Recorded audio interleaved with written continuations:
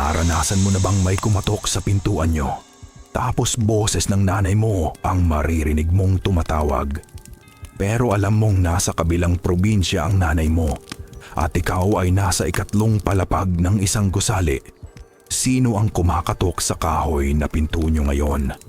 Ako si Kuya Boy at ito ang Aswang Confessions. Salamat sa inyong walang sawang pagsama sa aming programa. Ngayong gabi ay babalik tayo sa mga lumang paupahan. Isang kwento ito ng matapang na estudyante sa Maynila. Siguraduhing nakalok ng maayos ang inyong mga pinto. At huwag na huwag bubuksan kapag may tumawag bigla.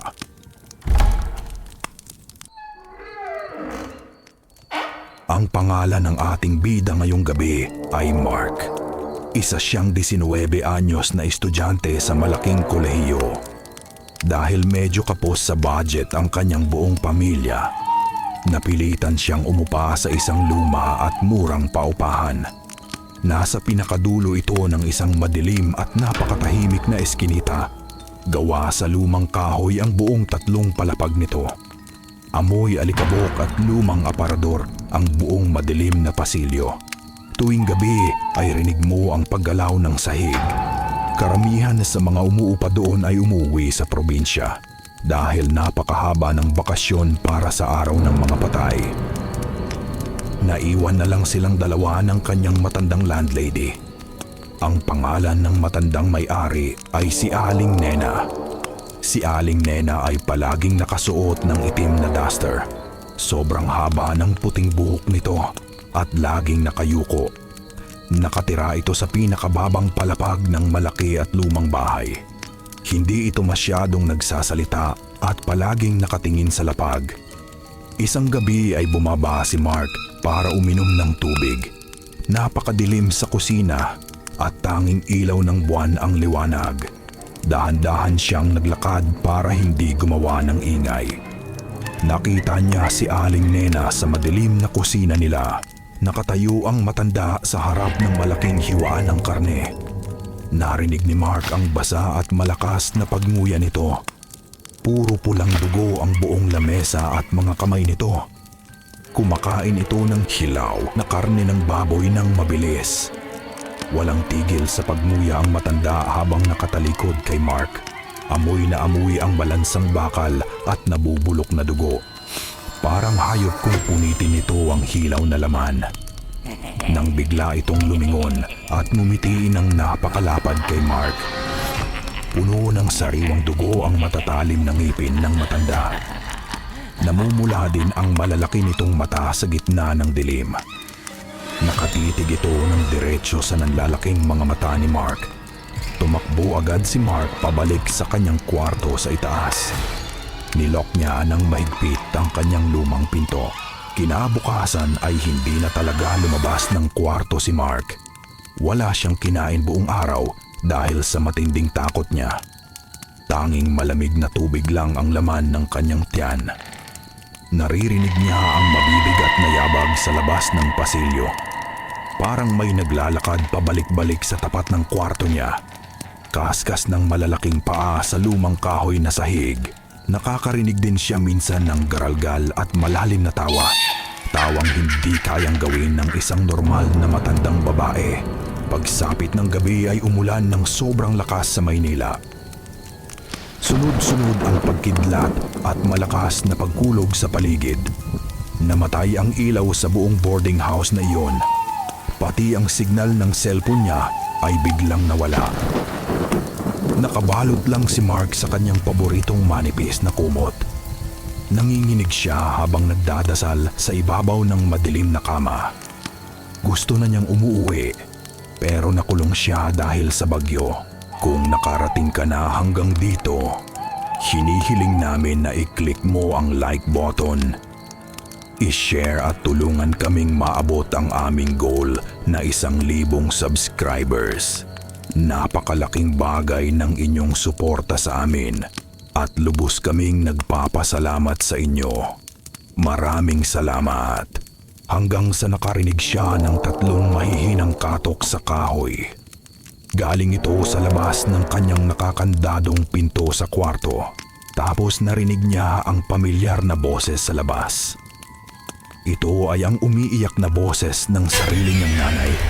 Tinatawag ang pangalan niya habang humihikbi sa tapat ng pinto. Nagmamakaawa ito na pagbuksan niya agad ng pinto si Mama. Basang-basa daw ito at sobrang giniginaw sa labas.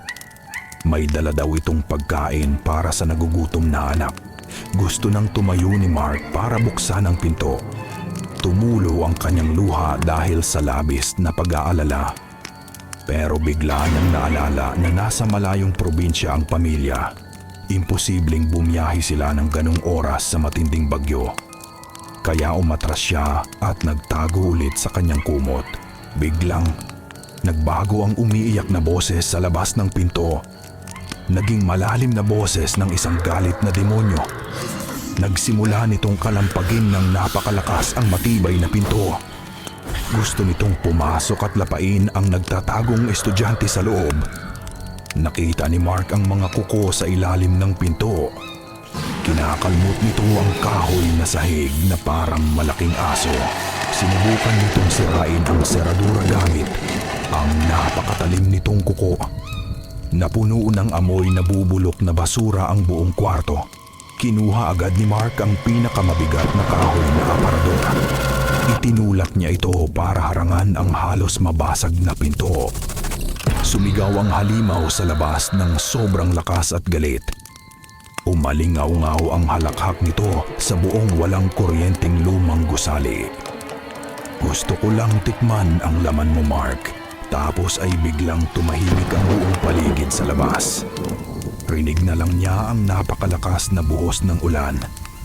Hindi na natulog si Mark hanggang sa sumikat ang araw. Pagpatak ng umaga ay dahan-dahang lumabas si Mark. Dala niya ang isang malaking patalim galing sa kanyang bag. Maingat siyang bumaba sa madilim at lumang kahoy na hagdan.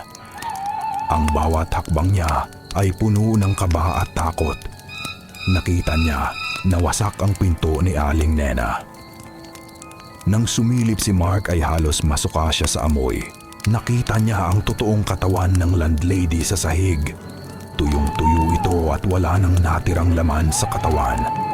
May malalaking buta sa leeg ng kaawa-awang matanda. Matagal na itong patay at naaagnas sa loob ng kwarto. Ang nakita ni Mark sa kusina noong isang gabi at ang halimaw na kumatok sa kanyang pinto kagabi ay isang aswang na nagpapanggap bilang si Aling Nena. Umalis agad si Mark dala ang kanyang mga importanteng gamit. Hindi na siya lumingon pa sa lugar na iyon kailanman. Tumakbo siya palabas ng eskinita hanggang makarating sa malaking kalsada. Tumakbo siya sa terminal at sumakay ng bus pauwi. Ligtas na siya at pabalik na sa kanyang pamilya. Habang nasa loob siya ng mabilis na umaandar na bus, tinawagan niya ang nanay niya gamit ang kanyang cellphone. Gusto niyang sabihing pauwi na siya at tuluyan ng ligtas. Nagriring lang ang telepono ng ilang mahahabang segundo. Pero nang may sumagot sa kabilang linya ng kanyang telepono, hindi boses ng kanyang nanay ang narinig niya doon. Ito ay ang garalgal na boses ng demonyo kagabi. Tumatawa ito ng napakalakas sa kabilang linya ng telepono. Sinasabing naghihintay na ito sa loob ng sarili nilang bahay at masarap daw ang lasa ng dugo ng kanyang ina. Binabati siya nito ng isang maligayang pag-uwi sa bahay. Salamat sa inyong matapang na pakikinig ngayong madilim na gabi. Sana kilala ninyo kung sino ang kasama ninyo sa bahay. Siguraduhin tao pa ang mga nakakasama ninyo araw-araw. Huwag kalimutang mag-like at mag-subscribe sa ating channel.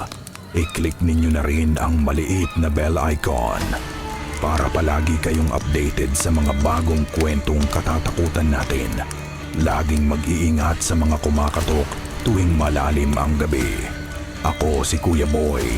At ito ang Aswang Confessions.